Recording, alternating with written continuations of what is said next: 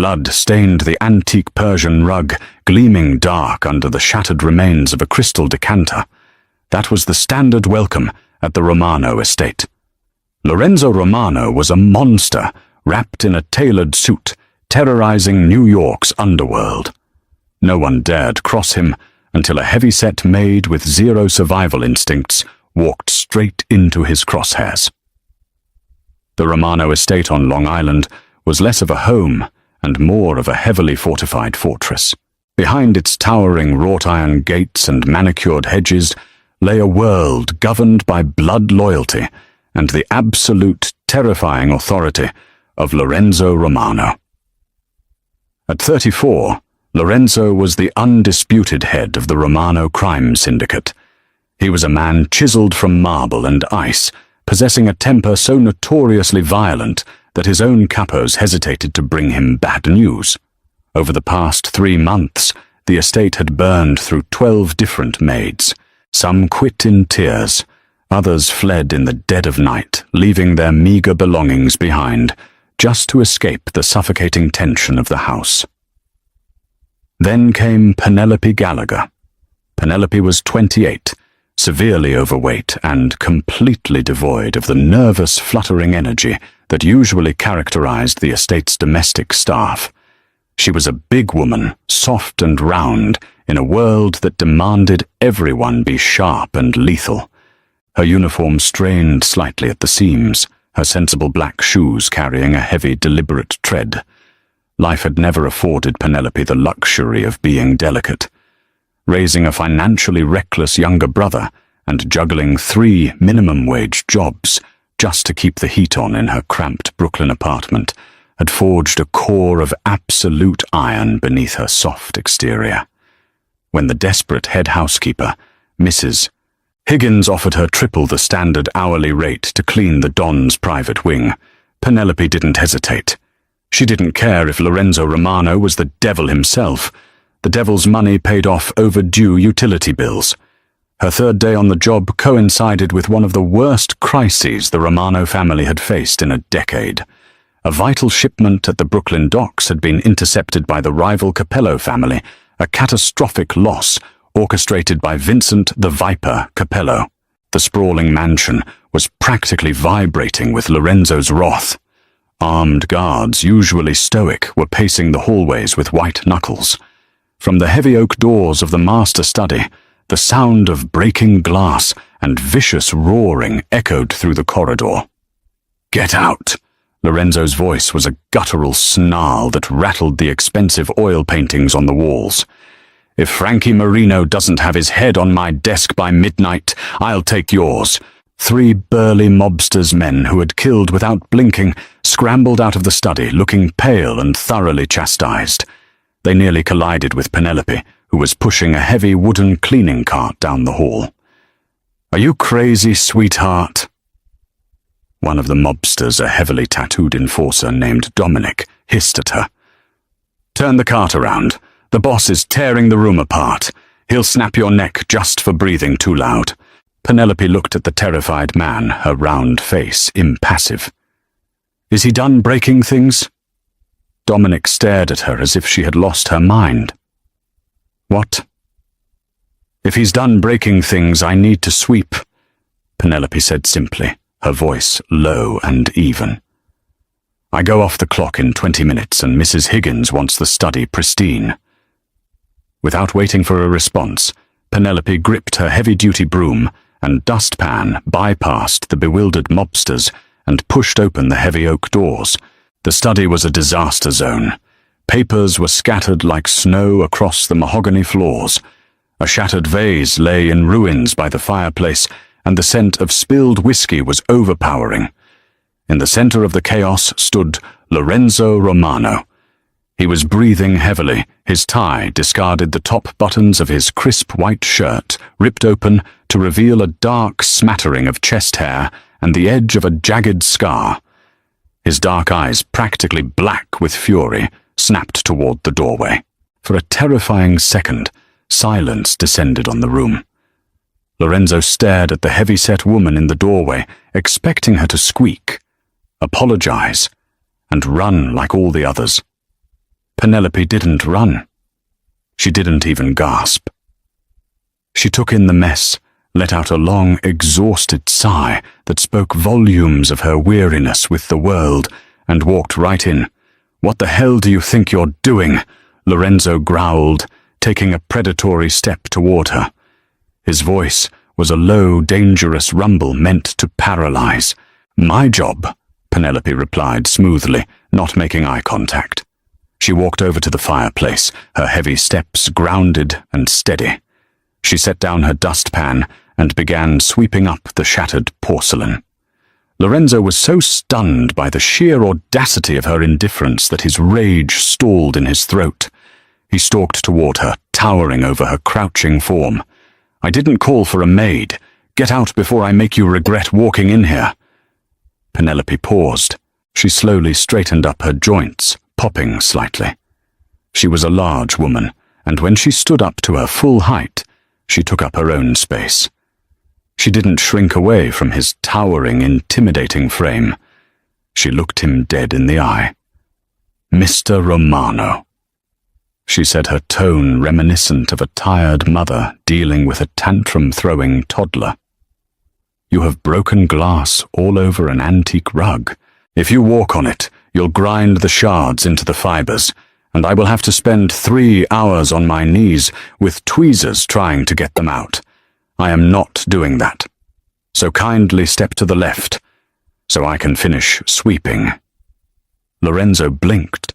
For the first time in his reign as the head of the Romano family, someone had told him what to do. Not only that, but it was a maid. A fat, utterly unremarkable maid, who looked at him, not with terror, but with mild, bureaucratic annoyance. He took a step to his left. Penelope nodded once. "Thank you." She went back to sweeping. Lorenzo stood in the middle of his wrecked study, the roaring fire of his anger abruptly smothered by a profound sense of confusion. He watched her work. There was no trembling in her hands. Her breathing was steady. She moved with a slow, methodical rhythm, unbothered by the fact that she was sharing oxygen with a man who had ordered 2 executions before breakfast. When she finished, she dumped the glass into the trash, picked up a damp cloth, and moved to wipe the whiskey off his desk. "You aren't afraid of me," Lorenzo stated. It wasn't a question. Penelope paused, wiping the dark wood. "Should I be?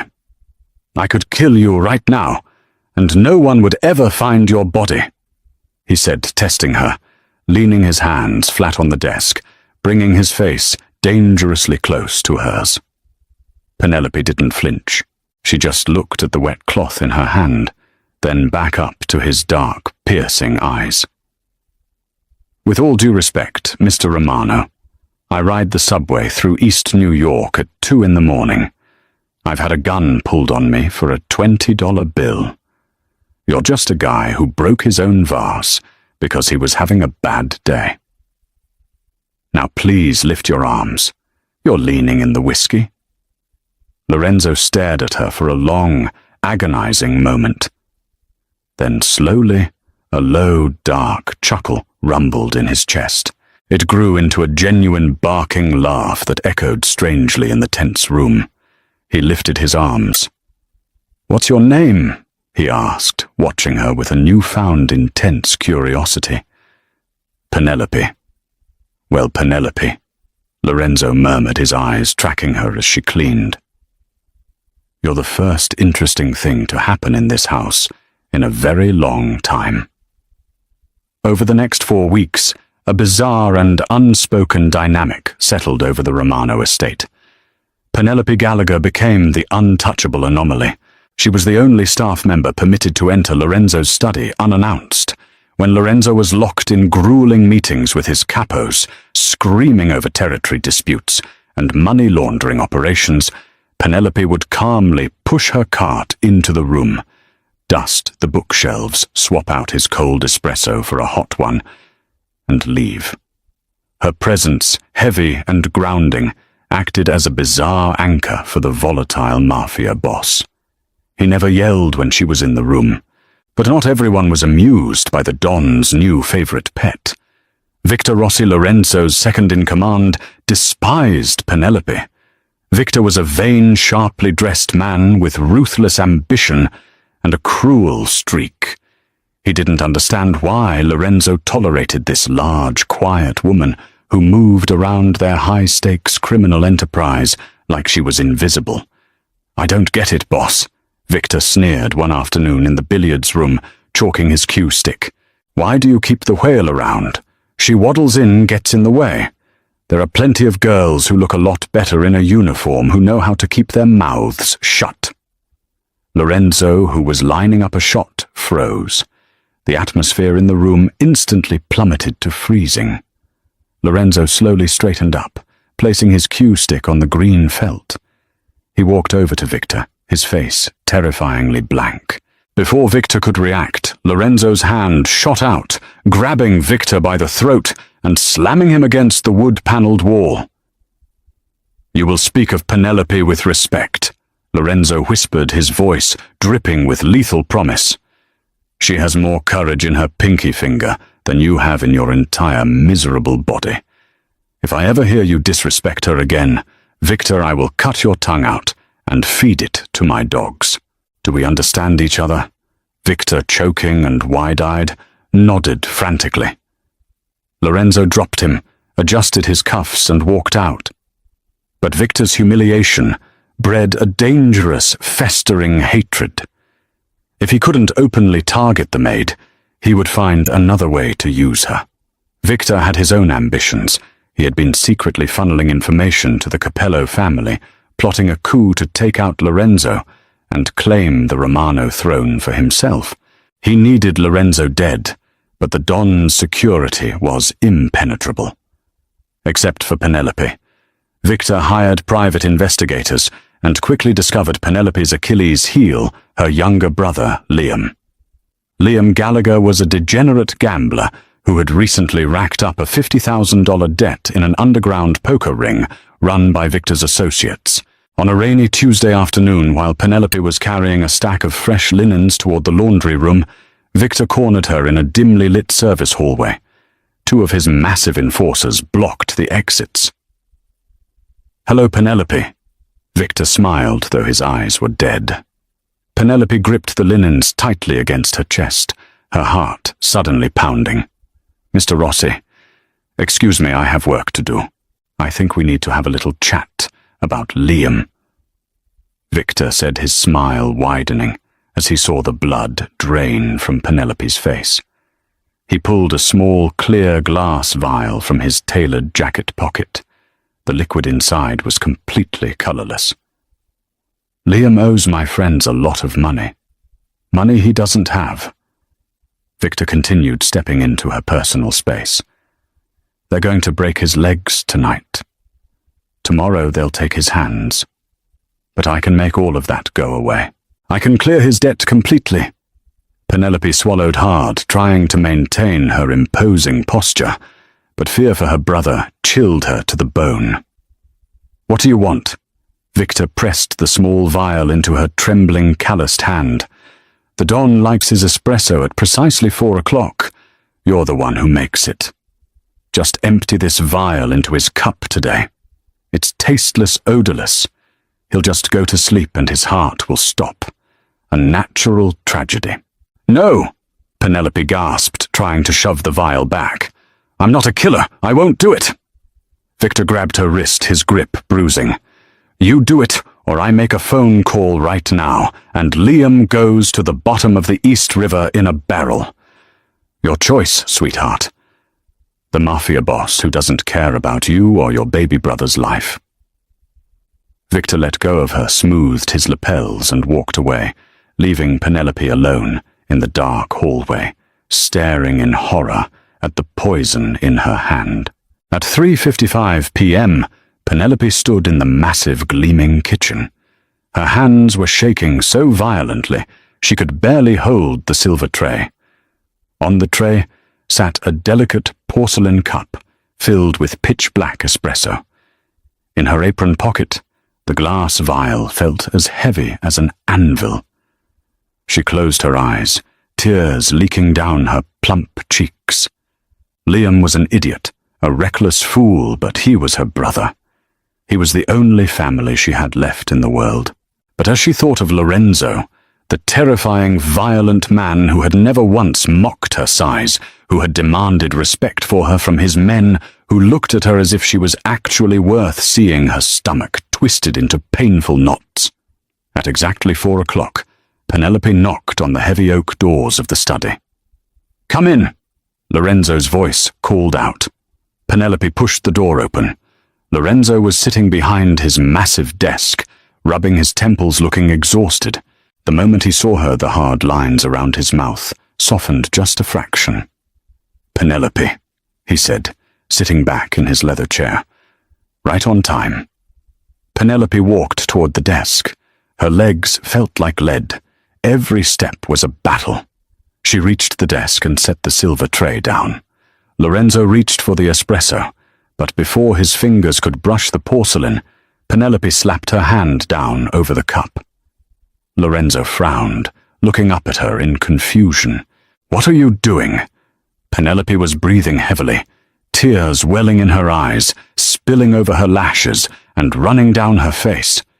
She reached into her apron pocket, pulled out the clear glass vial, and slammed it down onto the mahogany desk, right next to the espresso. "Don't drink that!" she choked out, her voice breaking. Lorenzo looked at the vial, then at the espresso, and finally up at Penelope's tear-streaked face. His Mafia instincts kicked in instantly. His posture went rigid, his eyes turning cold and calculating. "What is this, Penelope?" "It's poison!" she sobbed, burying her face in her hands, her large shoulders shaking with the force of her terror. "Victor Rossi cornered me in the hall. My stupid brother owes $50,000 to gamblers. Victor said, if I didn't put that in your espresso, they would kill Liam tonight. I couldn't do it. I'm so sorry I couldn't do it, but please, Mr. Romano, you can kill me, but please don't let them hurt my brother." Lorenzo sat perfectly still. The silence in the room was absolute, broken only by Penelope's desperate weeping.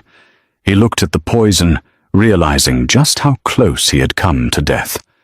If it had been anyone else, any of his highly trained, heavily armed guards who had been bought off, he would be dead right now. But this woman, this terrified, heavy-set maid, who scrubbed his floors and had every reason to take the easy way out to save her own blood, had chosen loyalty. She had chosen him over her own brother's safety, knowing it might cost both of them their lives. Lorenzo slowly stood up. He walked around the desk. Penelope cringed, bracing herself for the blow, for the bullet, for the violent end to her tragic life. Instead, she felt 2 large, warm hands gently grip her trembling shoulders. "Look at me," Lorenzo commanded, his voice softer than she had ever heard it. Penelope forced herself to open her eyes. She looked up into Lorenzo's face. There was no anger there, only an intense, blazing fire of respect, and something much deeper, something protective that made her breath catch in her throat. "You saved my life," Lorenzo said quietly, his thumbs brushing against the fabric of her uniform. "And because of that, your brother's debts are gone. As of this second, Liam is under my protection. No one will ever touch him." Penelope let out a ragged gasp, a fresh wave of tears hitting her. "Thank you. Thank you." Lorenzo's expression hardened as he looked toward the closed door of the study. The beast inside him, the ruthless Don of the Romano family, was wide awake and hungry for blood. "Dry your tears, Penelope," Lorenzo whispered, his eyes locked on the door, his mind already spinning a web of brutal vengeance. "Stay here. Lock the door behind me. I have to go have a word with Victor." Penelope's trembling hands fumbled with the heavy brass lock, the metallic click echoing like a gunshot in the cavernous quiet study. She retreated to the far corner of the room, pressing her plump back against the cold mahogany bookshelves. Outside those double oak doors, a terrifying silence hung over the Romano estate for exactly 3 minutes. Then all hell broke loose. Lorenzo's footsteps were deliberately heavy against the marble floors of the main corridor. He did not run. He stalked. He found Victor Rossi in the grand foyer, holding a burner phone and whispering frantically to someone on the other end, likely coordinating the invasion he assumed was about to happen once the poison took effect.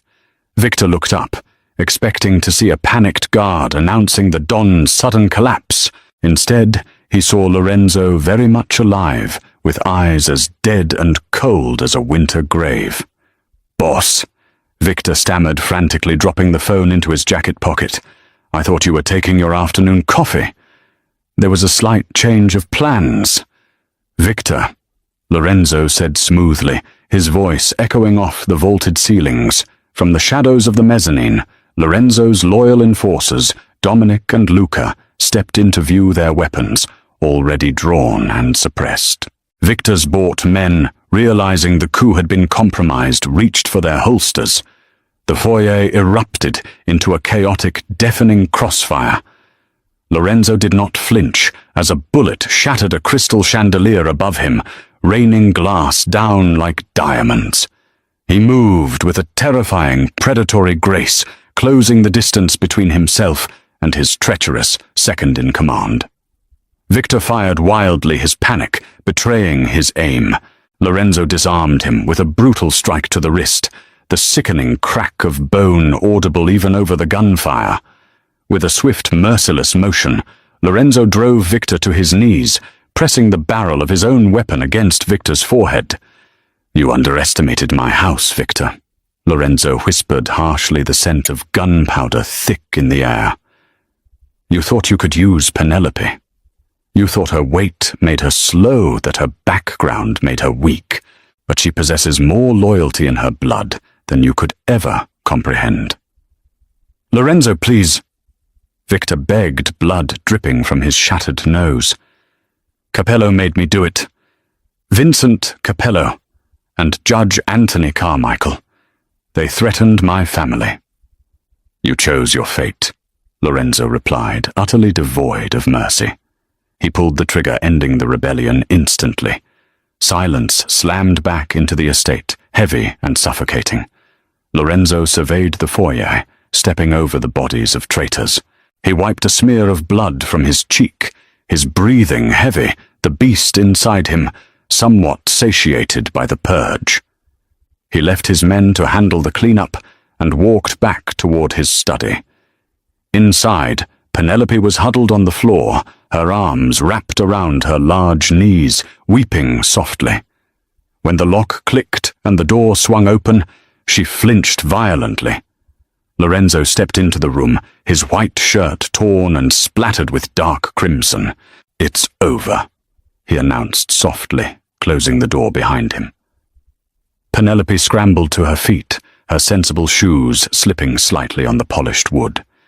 She looked at the blood on his shirt, her maternal caretaking instincts overriding her paralyzing fear. "You're hurt," she breathed out, hurrying toward him.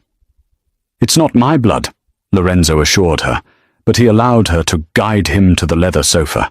For the first time in his brutal, violent life, he surrendered to the care of another person. Penelope rushed to her cleaning cart, retrieving a clean white towel, and wetting it with a bottle of distilled water she used for the antique furniture. She knelt beside him, her soft, heavy form a grounding presence against his hardened, muscular physique. With surprisingly gentle hands, she wiped the blood and grime from his face and neck. Lorenzo watched her intensely. He noticed the way her brow furrowed in concentration, the soft curve of her double chin, the absolute lack of pretense in her movements. She wasn't trying to seduce him. She wasn't trying to manipulate him. She was simply caring for him. Why didn't you run? Lorenzo asked, suddenly, his voice a low rumble. When Victor threatened your brother, you could have poisoned me, grabbed your brother, and fled the city. You had the opportunity. Penelope paused, the damp towel hovering over his jaw. She looked deeply into his dark eyes. Because you are a terrifying man, Mr. Romano, but you have never been cruel to me. In a world that constantly tells me I take up too much space, you treated me like a human being. I couldn't repay that with murder. Lorenzo reached up his large hand, gently wrapping around her thick wrist.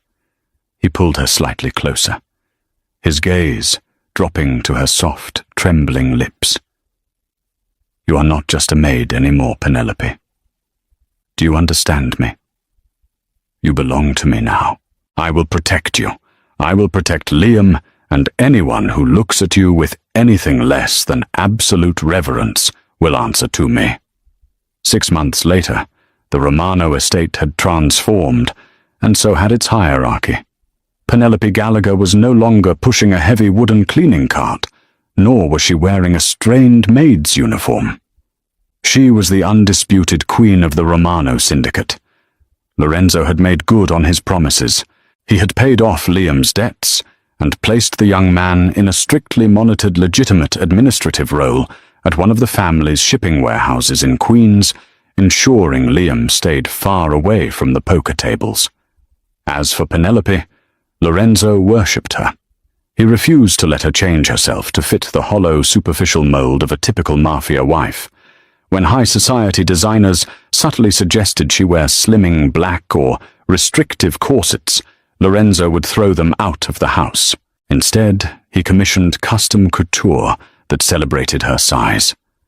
Penelope walked through the estate in flowing emerald green silk gowns that draped beautifully over her wide hips and heavy bust radiating a quiet, immovable power. She was fat. She was soft. And she was the most dangerous woman in New York, simply because Lorenzo Romano would burn the city to ashes if a single hair on her head was harmed. But Penelope was not just a protected trophy. She was remarkably brilliant. Her years of surviving on the poverty line, dodging debt collectors and stretching pennies, had given her an incredibly sharp mind for logistics and financial anomalies. She began quietly reviewing Lorenzo's legitimate business ledgers. The ultimate test of her new position came during a high-stakes sit-down with Vincent Capello, the rival boss who had orchestrated Victor's failed coup. The meeting took place in the private dining room of a heavily guarded Italian restaurant in Manhattan. Lorenzo sat at the head of the table, radiating lethal tension. Beside him sat Penelope, looking regal and unbothered, sipping sparkling water. Vincent Capello, a sleazy, arrogant man with a scarred face, smirked as he looked at Penelope. I gotta admit, Lorenzo, when I heard you took a new woman, I expected a supermodel, not the kitchen staff. What are you paying her in pastries?